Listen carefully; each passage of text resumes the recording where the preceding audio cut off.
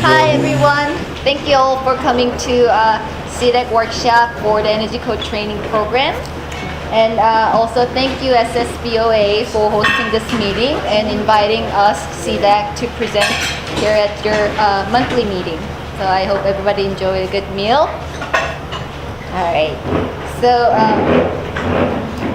my name is Sumi Han and this is Ryan Siegel, and we both are going to co-present this session, and we're going to make it short. So I'm going to kind of do it, the first part, and then Ryan is going to take over in the middle part, and I'm going to come back to finish it.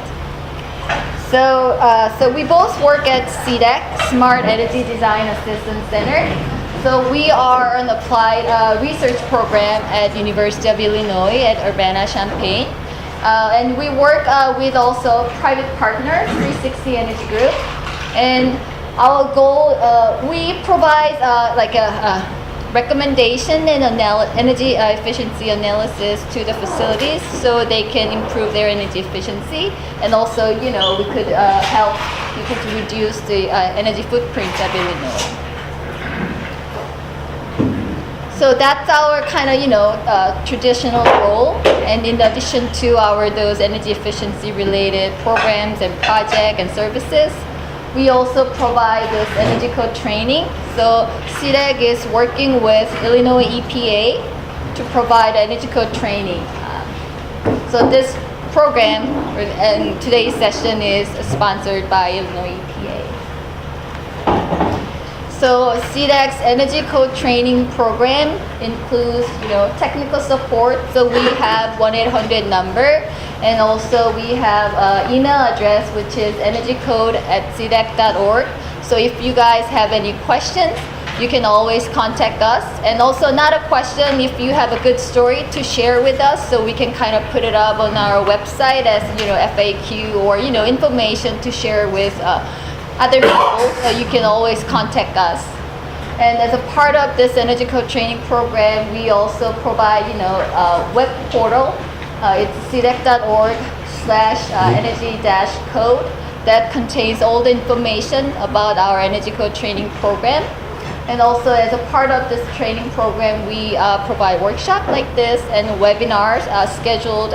We have 2 webinars scheduled in April, and also some online on-demand training modules. So this is something that you can kind of go through at your convenience. You don't need to go to the place to have a half day or full day training session, but you can just start and finish whenever you want. So that's the idea. But this one, an online module, isn't up and running yet. It'll be open for registration early in April. So this is how our SEDAC Energy Code Training Program portal looks like. So if you go to that website, actually there's an Energy Code Training tab on your right. If you click it, there are, I think it's hard to read, but you can select Illinois Energy Conservation Code, webinars, and other resources here to contact information.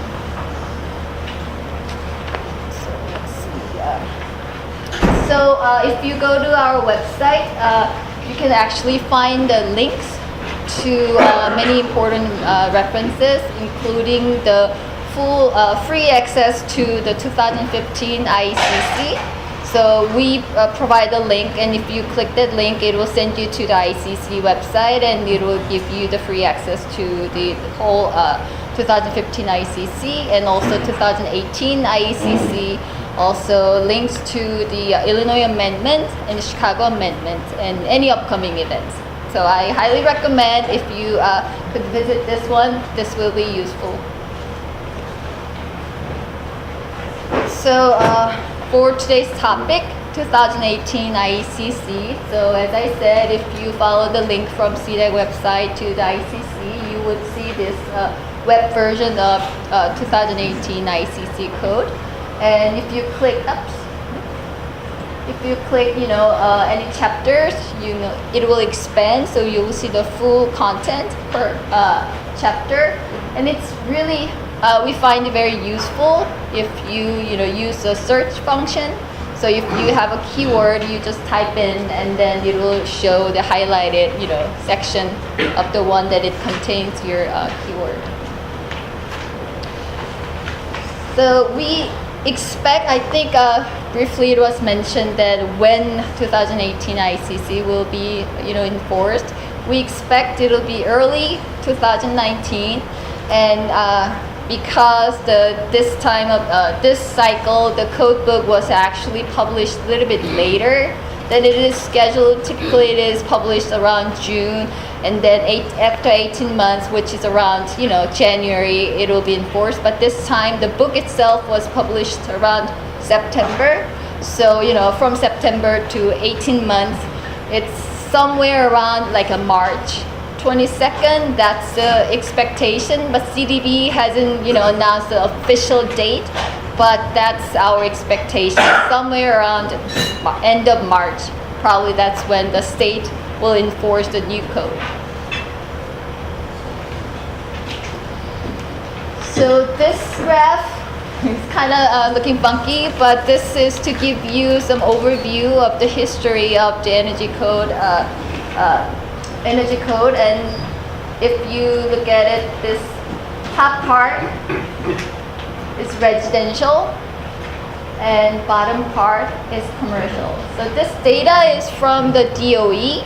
So DOE is required to issue a determination for whenever there's a new code, updated code.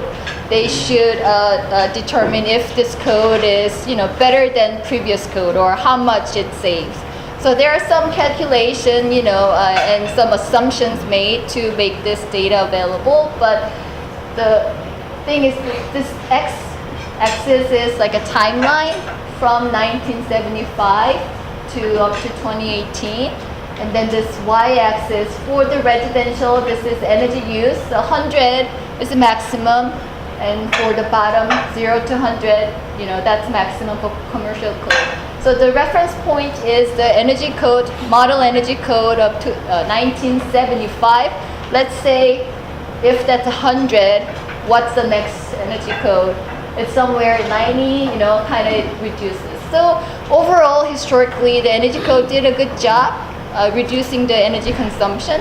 But there's some, big jump down here around 2012. But if you look at closely at the end, which represent 2015 and 2018 IECC. So for the residential part, the data is based on IECC, and then commercial part, it is based on ASHRAE 90.1. So if you look at this 2015 residential, it's 53, and 2018, which is what we're going to cover today, is the same, 53. So the improvement rate in terms of percent is 0. So that's a little disappointing. And also for commercial, remember this is based on ASHRAE, and it's 52 2013 ASHRAE 90.1 and 48 for 2016. So there's something around like a 8% of improvement. But if you remember, like many organizations and municipalities are shooting for net zero by, let's say, mostly 2030 or maybe up to 2050. But to make the net zero, energy code needs to make more improvement if we want to make that goal possible. So Ryan is going to talk about, the item by item more in detail, but this is just for the highlights of the commercial provisions of IECC 2018. So as I mentioned, there's no significant improvement. There are some changes and a little bit of efficiency, the improved efficiency requirement, but not a major one. And initial estimate, this is the IECC commercial provision. So before, this one was based on, ASHRAE. So now if we are just looking at IECC 2015 commercial versus IECC 2018 commercial, there's around like a 2 to 5%. So it's even less than ASHRAE, improvement. So there's like some reorganization and clarification, kind of changes. One thing I think it's kind of big is mechanical section, C403. The whole section is kind of reorganized, so it's easy to find, the one type of equipment or system. You can just see one section, and that contains, in theory, most of the requirements that is containing to that equipment.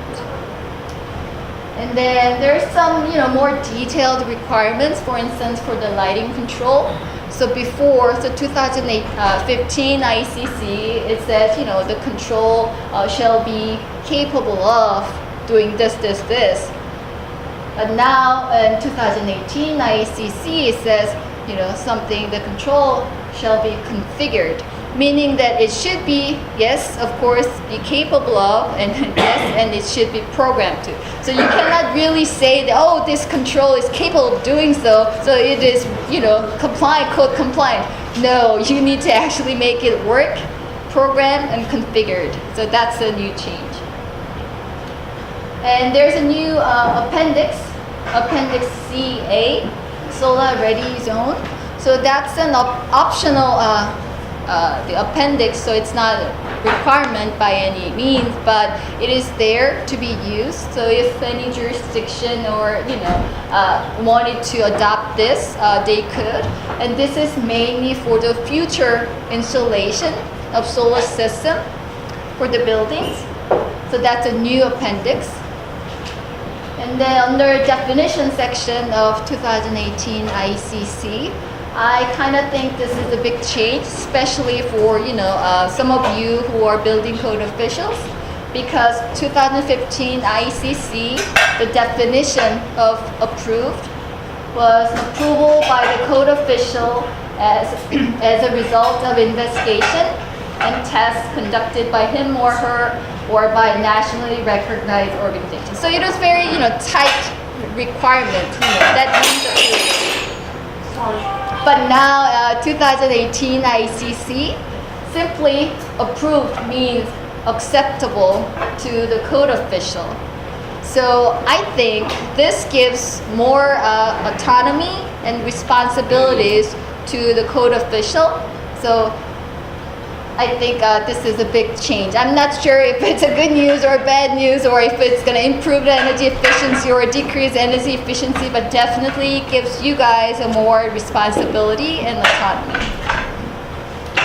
And we're going to talk about ASHRAE 90.1 2016 very briefly, because as a one of the compliance paths of the 2018 IECC commercial provision, ASHRAE 90.1 2016 is one of the compliance paths. So we are not going to talk about all the changes, because that's another workshop. But there are 2 points that I want to make, because there's a new climate zone map, and 6 counties in Illinois is affected by this. So the communities in Calhoun, Clark, Coles, Cumberland, and Greene, New Jersey. Under 2013 ASHRAE 90.1, it used to be 4A climate zone, but now they are in 5A under ASHRAE 90.1. But remember, this is only affecting you if you choose the compliant path to go with ASHRAE 90.1 2016. But if you are sticking with IECC 2018, there's no change. Then second big change under the ASHRAE 90.1 2016 is there's a Appendix G. It was always there, but now under new ASHRAE version, this is also code compliance path.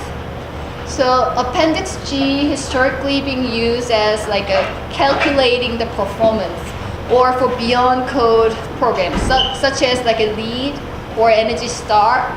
So if, in the past, if you have a LEED project, you kind of need to use Appendix G to show the compliance to the LEED requirement, but you also need to do like energy cost, what is it, energy cost, forgot. There's a index. So there's another performance-based compliance that you need to follow. So in the past, you kind of need to do two versions of energy modeling. One to show the code compliance, the other one to show the performance. But now under 2016 ASHRAE 90.1, you can do Appendix G. You can use this as a code compliance and also for the performance, such as lead requirement. So I think that's actually good for some of the designers and engineers who need to go through multiple iteration of the energy code. I mean the energy model. So those were the highlights of the commercial provisions of the change. And then residential, if you remember, it was like a 0% improvement. So compared to commercial residential, there are not many changes. And we will, but of course, talk about those changes. But for an overall, view, same as the definition of approved. Now it's acceptable to the code official.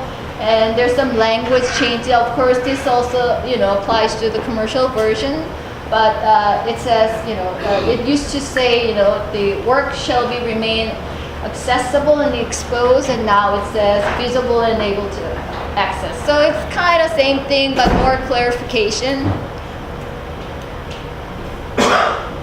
So those are like a big picture or overview of the IECC 2018 changes.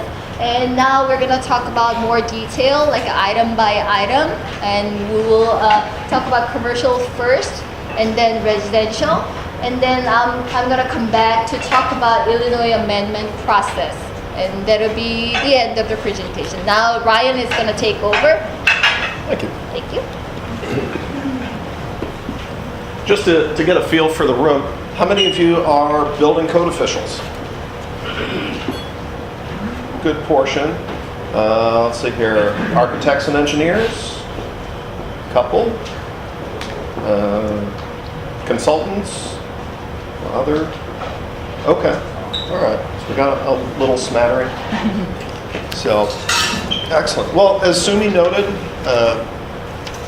with 2018, unlike the previous couple of code cycles where they have made some drastic changes, 2018 is more, little tweaks and adjustments and more of a, for lack of a better term, almost a cleanup year.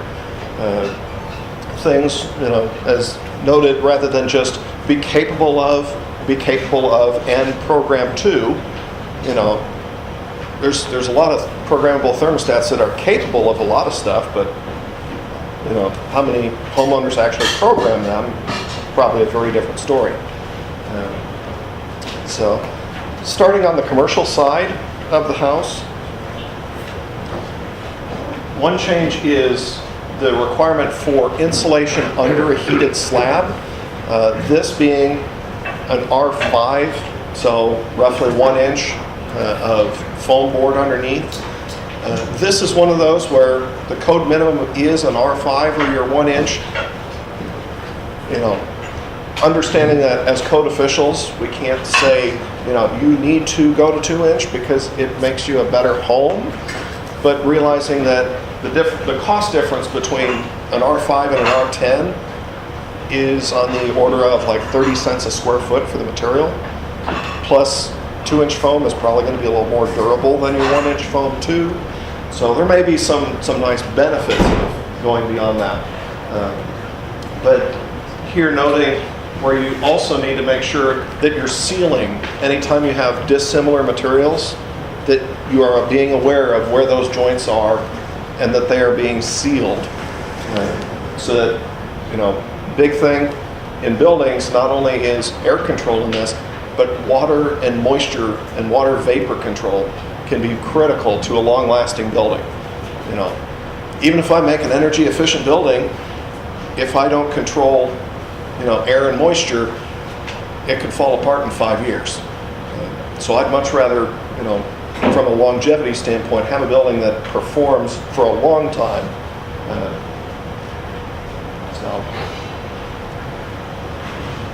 Isolating combustion appliances, this was a little bit of a tweak in the code language. Previously, it did specify you do have to have if you have open air combustion appliances, furnace, water heater, and you have direct connection or direct venting or direct intake air from the outside, then you have to thermally isolate that room from the rest of the building and a lot of other stuff, because to be honest, that room, you are open to the outside. So that is really the outside sitting in the middle of your building that's inside. So with this, there was some language changes that expanded upon and said, here's what that isolation needs to look like and include. Now, this entire section was amended out in the 2015 Illinois amendments. I don't know if they will do that again for 2018 or not, but there is a very simple alternative to compliance, and that is sealed combustion appliances. They're going to be a little more expensive, but they're likely to be higher efficiency and save energy and money in the long run. So that is something with the energy codes, is they are doing life cycle cost on a lot of these to say, okay, how much extra cost is it costing up front versus the long-term energy benefits here. Another expansion is variable frequency drives.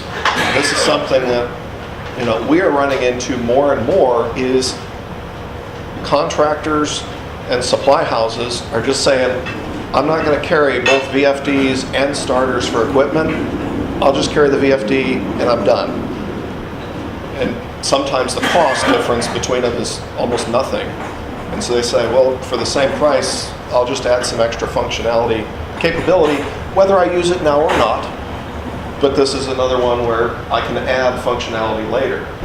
It used to be 10 horsepower, and now it's down around 2. It's at 2 horsepower. And also, there is an allowance if you have demand-controlled systems where you could increase they could allow for non-VFDs for less than 5 or less than 7.5 horsepower, depending on where you are in the state of Illinois. So this is a big change to me, which is reduced minimum airflows on variable air systems. Previous rule was 30% turn down. So whatever your maximum airflow, it has to be able to achieve a 30% minimum. Now going to 20%.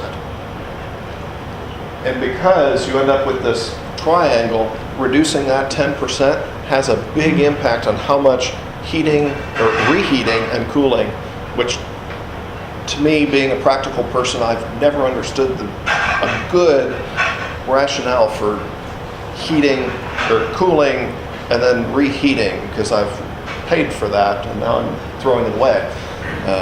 But that's a whole nother story for another day. So even just as 10% minimum drastically shrinks the amount of reheat that we're having to do, which also shrinks the amount of cooling that we're having to do. This is another expansion, is you now have to have for Group 1, Group R1 buildings have to have automatic HVAC controls. So that could either be something such as this card occupancy method, or a guest services control center. So as someone checks in, the thing automatically says, oh, someone's here, go ahead and bring the room into occupied mode, and it can schedule that. So this is one thing that we are seeing more of, is more of the key card control, because it ties not only the HVAC in, but it frequently will tie the lighting in too. So as the guest leaves and takes their key card, the lights in the room turn off behind them. So you don't end up with a lot of extra lighting left on. Water storage tank heat traps. Previously, heat traps were required on water heaters, but they didn't address hot water storage tanks. So they have now expanded the requirements for heat traps to cover water storage tanks as well. And you also need insulation on at least the first 8 feet. Yeah, the first 8 feet or from the water heater to the heat trap. So the heat trap could either be, this is one thing to look for is doing inspections, is this is a physical heat trap. They also make integral heat traps that can fit within the piping too. So that's something to be looking for, is what type of heat trap are they using, and is there insulation from the tank to that trap, or at a minimum the first 8 feet if the heat trap is in a remote location. This is something as sensors get cheaper. I mean, you think about how many different sensors there are in our phones nowadays. Well, except for mine. But you've got all kinds of sensors that have gotten cheaper, smaller, smarter. They are now building in sensors into individual light fixtures that has an occupancy sensor and daylighting controls. The code has some provisions that reduces some of the master control requirements if you have luminaire level controls. And so this allows the sensor to pick up, is there anyone where I'm trying to light?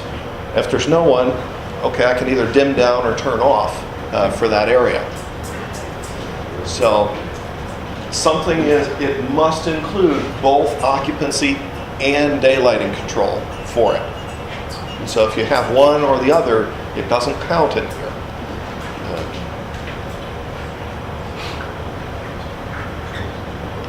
Another big addition is the addition of open office areas. Previously it was smaller contained rooms, bathrooms, enclosed offices, and the like.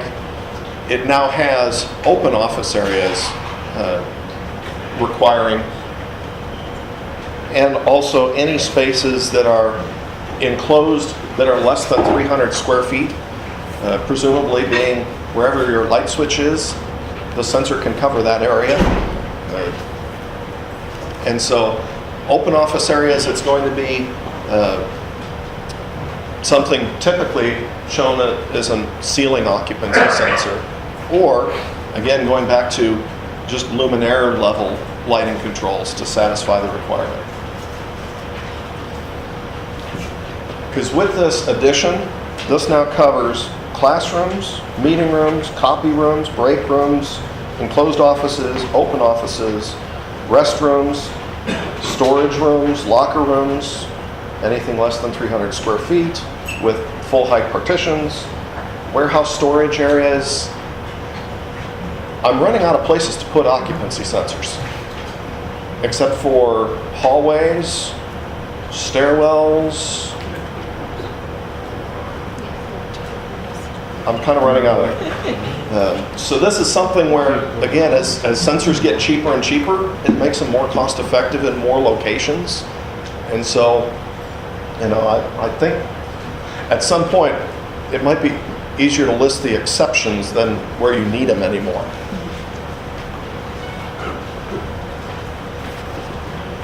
Moving over to daylight responsive controls. With daylight responsive controls now being required in many, many locations, one alternative to adding all the daylight harvesting controls and dimming fixtures and so on and so forth is to actually provide higher efficiency and lower wattage fixtures, or lower watts per square foot. So you're not required to have your daylight responsive controls if you exceed your allowable limit by 40%. which means 40% lower than your limit. So in one example here, a typical office building, 0.79 watts per square foot, which that's getting pretty low. If you actually can get to 0.47 or below, that eliminates your need for your daylight harvesting requirements. Any guesses as to why they put that exception in there?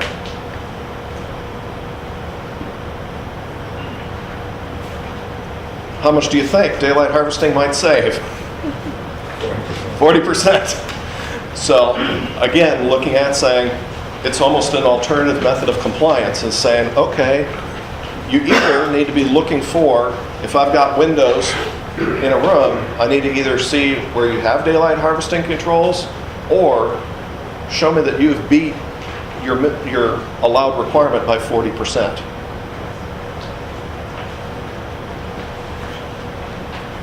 This is one where it can be rather problematic. Exterior lighting controls, you are now required to have both daylight shutoff and time clock controls. So previously, we've typically seen where people will either put in a photocell or they'll put in a mechanical or electronic timer. You now need the capabilities of both of those.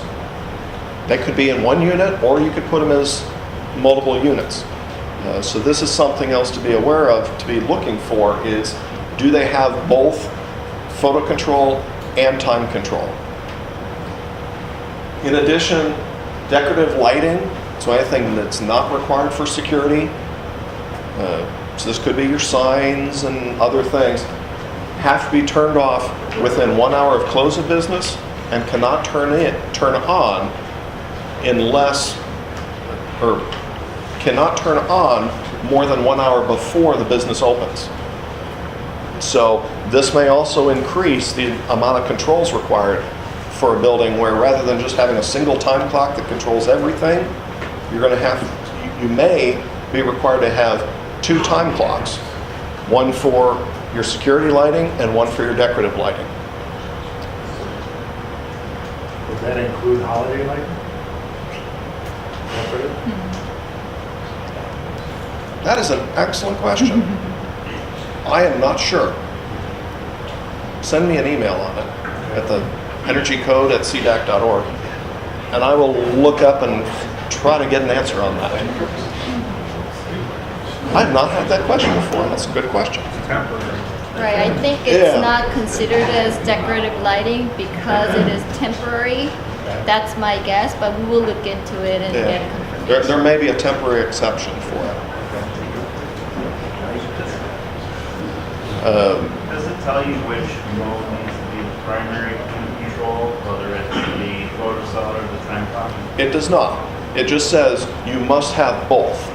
So whatever the functionality is, it must have both functions, but it could be satisfied with two sets of integrated, so you could have a photocell interrupting, okay, I've got my time clock, and then I've got a photocell interrupter, so that even if the time clock fails, which is really what this is trying to do, is say, if one fails, I have a backup that's not going to cause me to have this. And also from a building owner's perspective, having that redundancy can be very beneficial if you're dealing with a potential larger customer that has peak demand charges. Because if I pop on my outside lighting in the middle of the day, that could cost me a bunch of demand charge on top of it. So,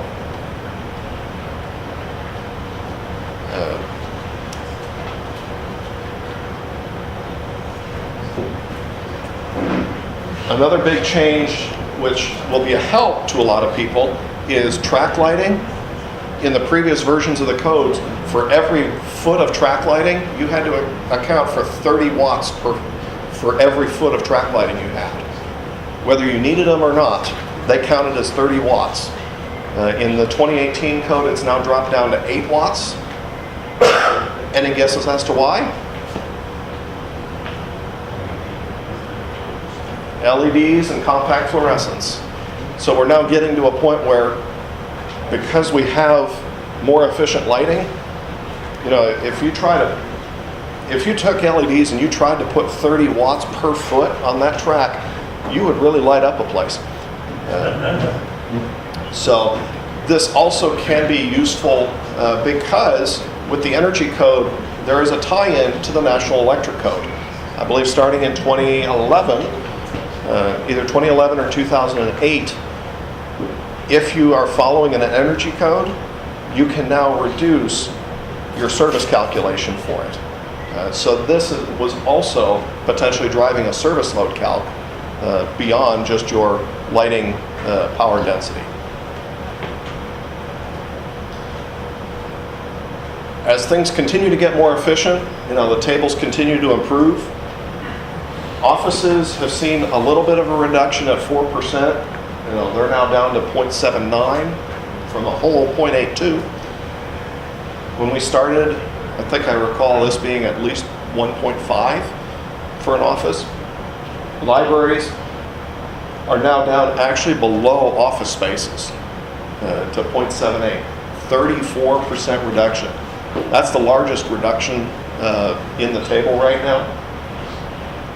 So definitely this is going to become a much bigger deal for design officials, is trying to figure out how do I get enough light into a space and still meet how my actual lighting requirements. Again, equipment continues to get more efficient. Used to be Energy Star transformers. Used to be the standard, and you know, oh my gosh, we got an Energy Star transformer, it was great. And then they moved on to TP1 transformers, which were roughly 30% more efficient. And now the minimum is the DOE 2016. That's now the minimum threshold for transformers. Can anyone tell the difference between the two transformers? Just by looking at them? Okay, this is a trick question. The thing is on transformers, this is one of those hidden energy problems. Is on a transformer, it is very difficult to tell. So you almost end up needing the cut sheet to find out, does it actually meet the requirement? Because I've visited many locations where, you know, you go buy a transformer, and that's something that I'm always checking, is just saying, okay, how much heat is anything putting off? So I'll see, okay, motors, do I have a lot of heat here, transformers? And you'll walk by one transformer, and it'll be nice, you know, okay, yeah, there's something going on there. And you'll walk by another one, and you end up with a ton of heat, to the point where I actually went to a facility where they had an electrical room, 2 transformers, obviously low bid situation. The transformers were so inefficient and dumping so much heat into that room, they literally had to install an IT air conditioning unit just to cool the 2 transformers. Went back and figured out if you put in, you could replace both of them with a single transformer that was actually a little bit smaller than either of them were before, and they could eliminate the entire need for an air conditioner. So this is one of those very big, this can be a big impact if people are not being aware of that. Because transformers, they look identical on the outside, but what's in them can be very different. And these things are operating 24 hours a day, 7 days a week, whether the lights are on or the lights are off. The other thing is motors continue to improve in efficiency. We are now seeing motors coming out that you can tell something's different about that motor. We are now seeing extreme efficiency motors coming out. They are not yet required, and even in the 2018, they're not there yet, but they are coming to it. NEMA premium motors are now the bare minimum. You cannot put anything less than a NEMA premium motor. There's a whole table of values in there. It just mirrors the NEMA premium table. So,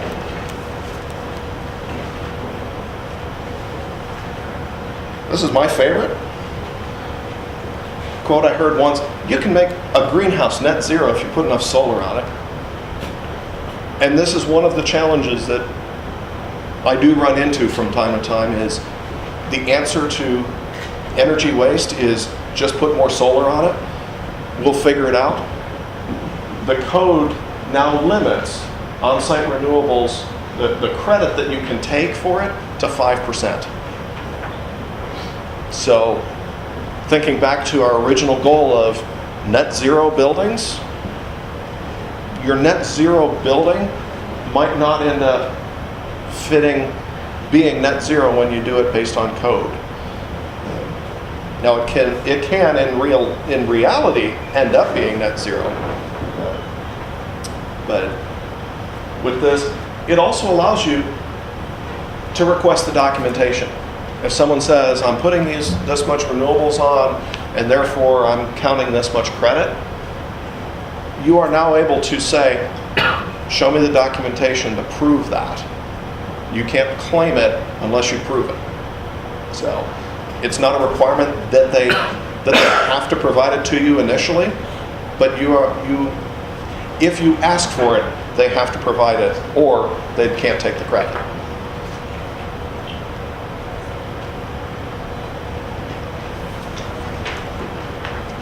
And if you've seen a wonderful set of O&M binders that your customer frequently will end up getting at the end of a project that looks something like this, to put on a bookshelf and no one ever opens them again. This is something that the code has clarified in the new 2018 version, is what this has to include. And that this is no longer acceptable for a submittal back to the customer. They can provide this information, but they also have to provide a simplified, what is the maintenance for this thing? Don't give me every little nuance and every little nook and cranny, but what is it that I have to do to the equipment in this building?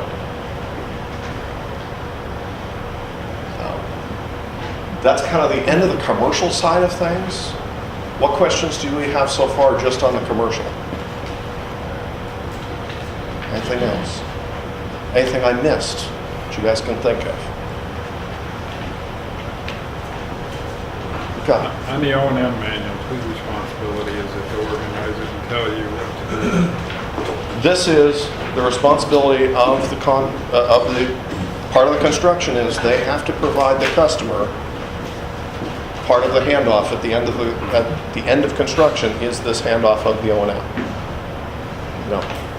And that might be a good opportunity to talk with the customer and say, does this satisfy your requirements? Because ultimately, what's the objective here? That me as a customer, I even know how to maintain this building. Because if I can't maintain a building, it's not going to perform. So that's where you end up with some of this. You might have to ask the customer of the building and say, is that acceptable to you? Or what needs to be tweaked for that? Because you as a code official, you might have one impression of what I need, but as a client, I may have a different need. I've run into this before where you get 8 people in a room and you try to put a spreadsheet together, it will end up 8 different spreadsheets. So that's where some of this is going to be part of a conversation. But the code states this is the minimum requirements as far as what it must contain. The format is not specified and things like that. Are there office minimums for the lighting controls and the occupancy system? There are minimum standards as far as what the function they must perform, and that's also spelled out in the code in the lighting section. Another big change is they have now changed in occupancy controls. It used to be a 30-minute delay. it's now 20 in the new code. So that's another tweak in there.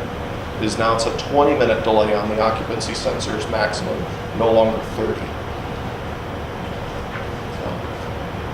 Switching over to the residential side, there's not a whole lot of changes here on the residential side.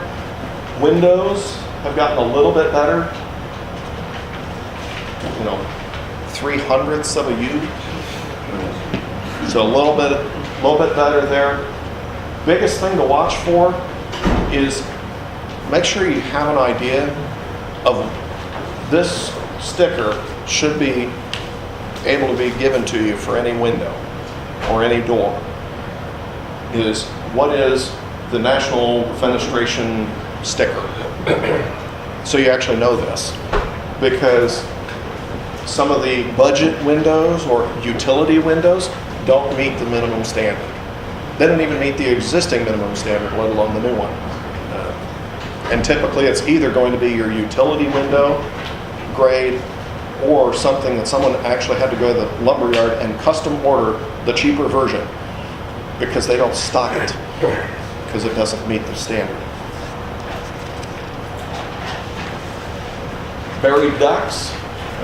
This is now providing further guidance as far as if you fully bury the duct in the insulation, and typically what you'll see is you can see where the ducts run, because you'll end up seeing a hump of insulation where, oh, there's the duct, where they've run the duct and then they blew all the insulation over the top of it. If they're fully buried and you don't see a hump, something is wrong, because the insulation over the duct, including the R4 or 5 or 8 that's on the duct, has to equal the same amount as everywhere else. So you should see a hump of at least the size of that duct.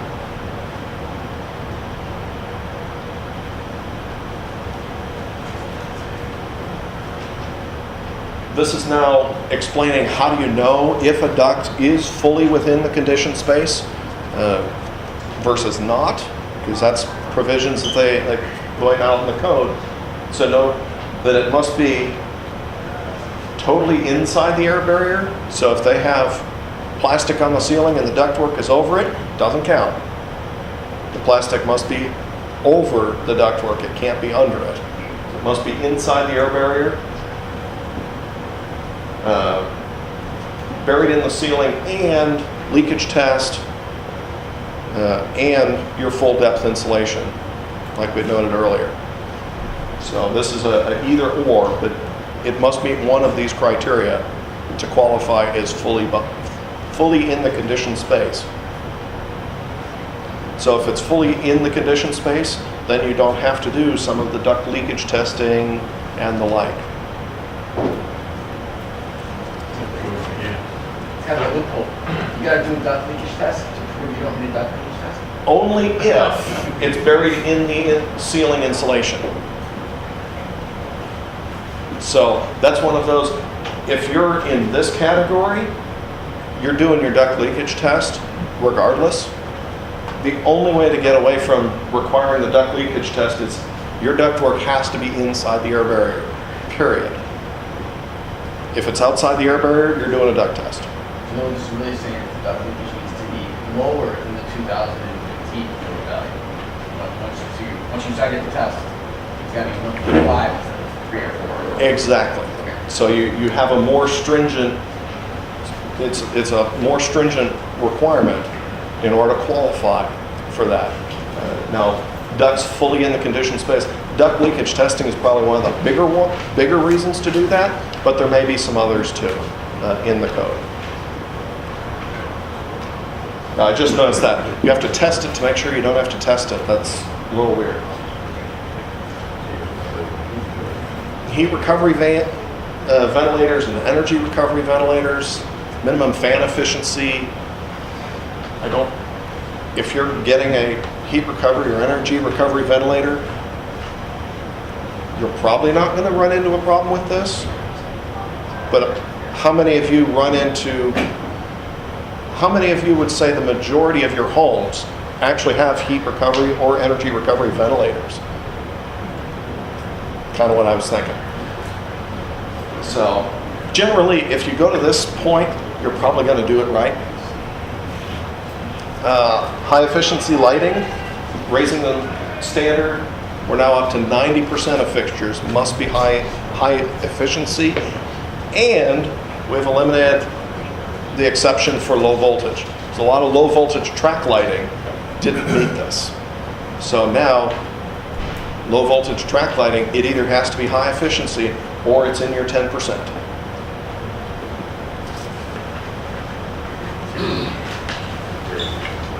This is for building modeling. So if you are modeling the performance, these two units here, because they have the same exposure, same side of the building, same, probably literally built to the same blueprint, just mirror the floor plan.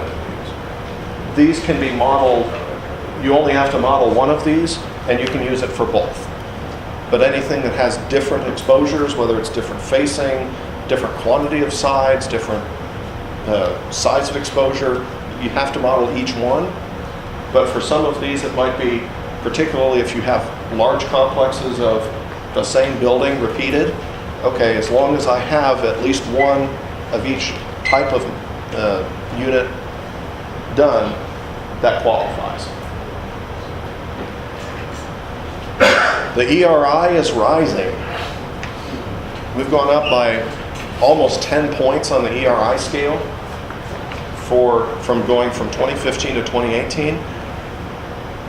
ICC now has the standard for the HERS index rating, and so this is one way to try to encourage the use of the HERS rating.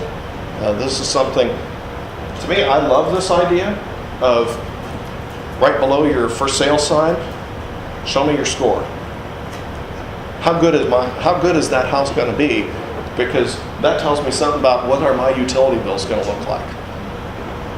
So hopefully this will encourage the use of this a little more. A little bit underutilized. So, all right, I'll turn it over to Sumi for the code amendments. If you don't like anything you see here, how do you get it to change?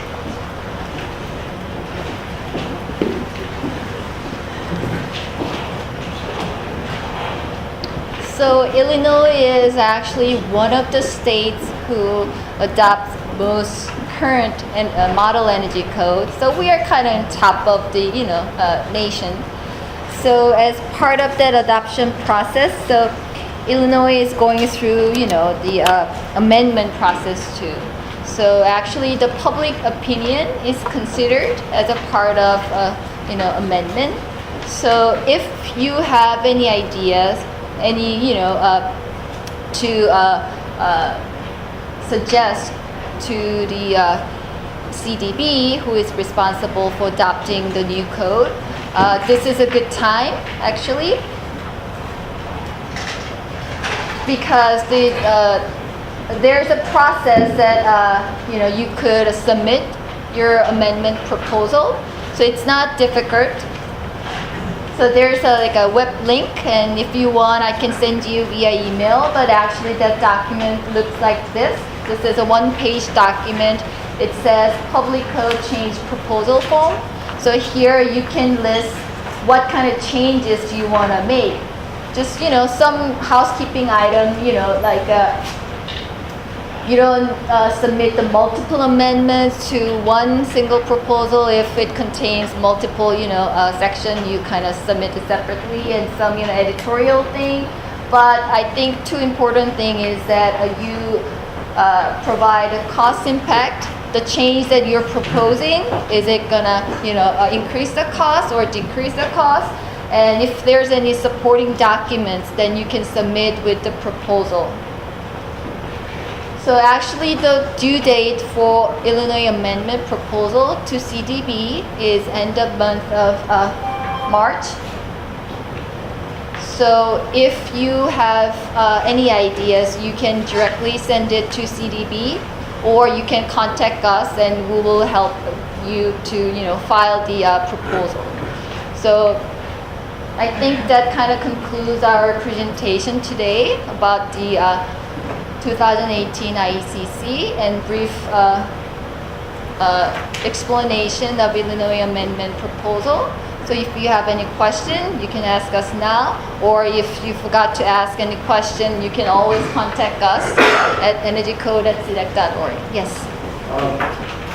You mentioned early on about this new appendix CA for solar ready. And then there's appendix G with some different modeling options. Right. Is the state going to look at making those appendices part of our adoption? Because typically Well, appendices have to be. So the appendix CA, that's a new appendix added to 2018 IECC.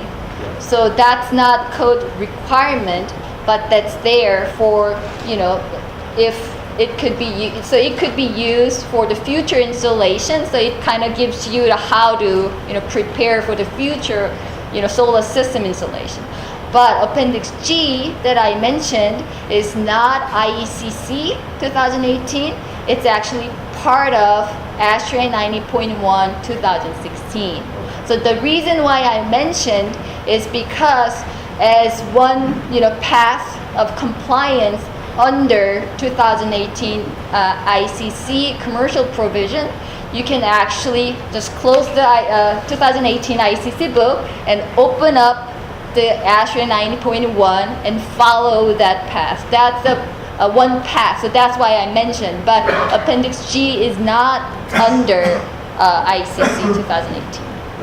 Do you think that the state will include some of these appendices from IECC because typically they would have to for us to use them? I think that's, Or is that going to be more on the local level? I think that's going to be a question as far as, that could be potentially one of the proposals submitted to CDB is to go Right. ahead and adopt the Appendix CA or RA. Now Appendix G is a normative appendix, and so therefore it actually is part of the The 90.1. The other ones, the solar ready at this time are informative unless they are brought in as part of an amendment. And that's where Appendix G was one of those that it used to be normative. In 2010, in 2013, it became informative, and now in 2016, it's back to being normative. Thank you. Any other questions? So I still don't understand it. Is the state going to adopt some of these appendixes that you brought up? Appendix G is part of 90.1, which is a path Okay. which via is- ICC. independent path. So, Right. so by adopting C appendixes. the IECC, at this time, they are not part of it, but that could be one of the Illinois amendments is to adopt those appendices. So that's one of those, do you not, what is it, and that could be something where you guys can provide them input about, is this a cost impact? Is this significant cost impact? Or is it, all I need to do is stick a piece of 2-inch conduit through the roof and I'm done? Okay, and that's the extent of the cost. That's one of those, that's part of one of the benefits of, because this is before March 31st, you guys get to have any input you want as far as what should the Illinois amendments look like. Should it be part of it? Should it not be part of it? Right, but for now, Appendix CA, Solar Ready Zone, is not part of requirement under 2018 IECC. It's just optional appendix. And this would take effect for any permits submitted after the date that. Correct.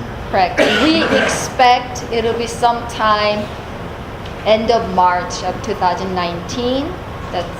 That's because we kind of calculated back like 18 months, added to the publication of the book itself because it was published in September. So if you add 18 months, it's actually not January. Typically it was like January 2016 when we adopted 2015 IECC, but now it's kind of pushed back a little bit. That's our expectation, but CDB hasn't officially announce that this is the date because they are still going through this amendment process. So hopefully we will hear back from them for more, affirmative answer and when exactly is going to be affected and enforced. For residential, the ceiling installation still on 49 or did it increase? Ceiling, I don't believe that there was any, I think it's still like a 30. well, it depends on where you are. Helps if I look in the residential section. But yeah, SEDAC, we are here to provide any technical assistance you may have. So if questions come up, whether it's you want to ask or architects or engineers want to ask, R49 for ceiling still remains the same. Residential. Yep. Yeah, residential is still the same. But yeah, so if you run into problems or, architects or engineers that people you're working with, or, feel free to reach out. We can have a conference call and have a discussion about, okay, here's what I'm reading. What does that mean? Is there, here's what I'm thinking. Is that, if you need some feedback, we're happy to Right, hear but it. at the same time, because we are not code officials, we are only providing our opinion, and code official ultimately has Yeah. power to say. We are here to help you as far as Right. as a sounding board saying, here's what my read is. Does that make sense? Does it not? So, Right. So if you have, not just a question, but if you have a good information and story to share, also contact us so we make sure that we kind of share that with other code officials and design officials too. Yes. Is SEDAC taking over the role of making official state interpretations? Is that no longer exists? that is our role. Is we are to provide the technical assistance. Again, Right. we are not the authorities having jurisdiction, Right. but we are here to provide information and On that's behalf what of the state. Yeah. Right. So then part two of that, do you have access to all the interpretations that were made by the state office for the past 4 years? we do have, things. yes, we were provided a substantial quantity of information from the TCO past. and in the past. Yes. So, yeah. Yeah. Any other questions? All right. Well, thank you guys for having us. Thank you so Appreciate it. much.